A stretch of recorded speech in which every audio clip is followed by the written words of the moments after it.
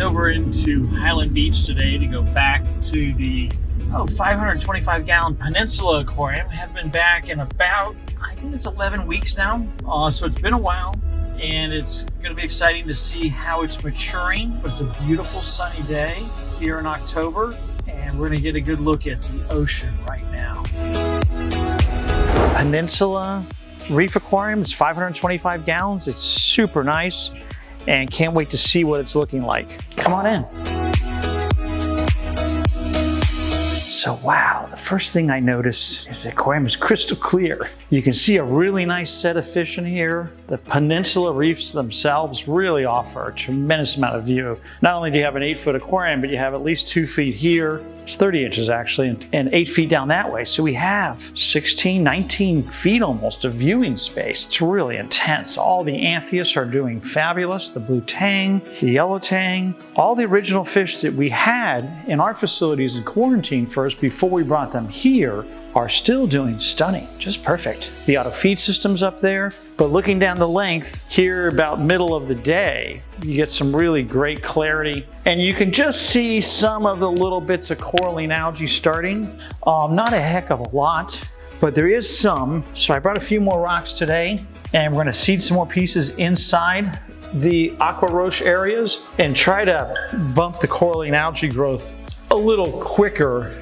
in the aquarium. The client is taking his time, being really patient with the biological process of this brand new, really beautiful reef aquarium. Super spectacular. The star polyps are growing down here. This is more of the soft coral area. That looks really good. We got our grape hammer looking good. You got your other Euphyllia up there doing really well. So it's been exciting to put a few new corals into the aquarium today.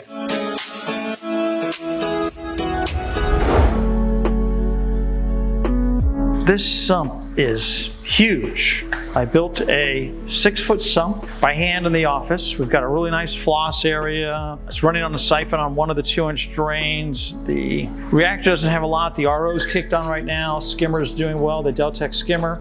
Calc stirrer is going.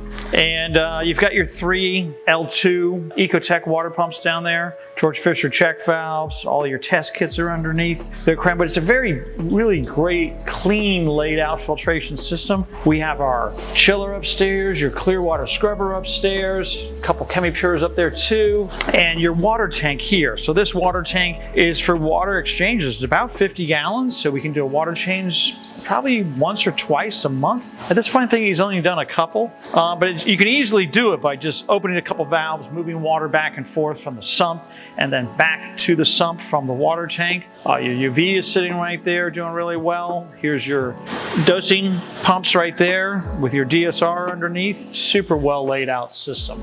Lots of great ventilation pulling through the cabinet. So we'll kind of close it back up here. Your MP60s are on the end of the aquarium. You get a really good idea of how a lot of important planning is in building a really significant high caliber reef aquarium. So this side looks like the other side, but there are no access doors here, but they look the same. So it works out really well. It'd be kind of nice to have them, but really hard to get all the doors wide open and like that. Now we're gonna bump it up with some more coralline rock going in the aquarium and a few corals that we're bringing in today.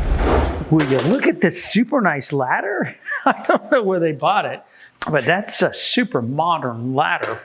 That's for sure. I'd like to get one of those. Here's our fish. Just taking a good little look. We'll probably give them a little bit of food. Okay, so let's see what presents we have today. Oh, wow. So there's a nice large piece of the Sprung Stunner chalice. Gotta figure out where we're gonna put that. And here's a couple of really nice pieces of aquacultured Hydnophora. We'll try to put those next to each other. And then a couple pieces of the Keystone rock with good coralline algae growth on the edges. See the good purple coralline algae on there? That's going to do really well to help seed the aquarium a little more and bump up the flow pattern, bump up the speed of which coralline algae starts to grow into the aquarium. So let's see where we're going to put that piece of Hydnophora. That'll be the first one. The bigger one you always put in first. It would go right here. Well, I could slide it into that slot. That might look really good. So one thing you really notice with this chalice, the Sprung Stunner, look how slimy it is. It grows super well. It's like a weed when it's growing. And I'm gonna put it in so it can be seen on the other room, the other side of the aquarium on the dining room. It's always the fun part, working with a reef where you only have access to one side. It's always a little more challenging. It's got more aiming down now, right?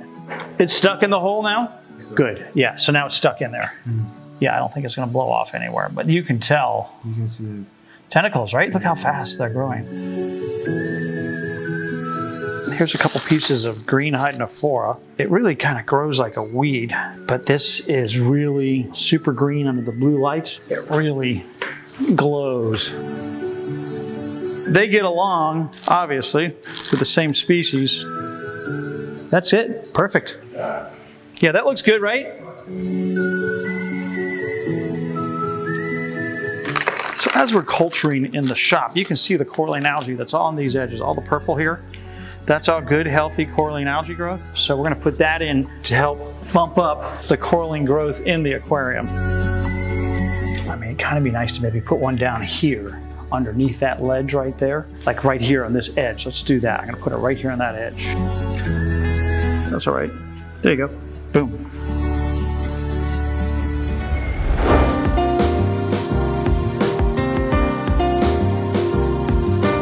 In the aquarium, there's these great blue reef chromis here. These we got from Dynasty down on the Keys. They're just a really underrated, beautiful reef fish. They've got great color. They're friendly with the rest of the team in the entire aquarium. They don't pick on corals. They're really kind of a planktivore like you would have with these anthias that are in here. We've got a whole bunch of the Squamopinus anthias, probably at least 8 or 10 of them. They school, they do really well in the aquarium. We got the blue Hopopus tang, of course, Royal Grama, and the green chromis too. There's a few green chromis. I think we lost a couple of those, but mostly all of the fish have really made it, and the aquarium is super crystal clear. They're getting fed a couple of cubes of frozen brine shrimp, probably 5-6 days a week. And then the auto feeder going off too really helps out. And we've got some brittle stars underneath there. That brittle star is doing really well. There's a sand sifting star down here on the bottom. But all in all, it's just really coming together nicely. I think by next month, we probably could put 8 or 10 corals at one time and start planting more branching corals in some of these higher locations I'd like to do, and really get another coral population going in many areas in the aquarium. But at this point, it's textbook, running about 14 weeks at this point. And it's just a super awesome reef aquarium here, new reef aquarium in Highland Beach, Florida.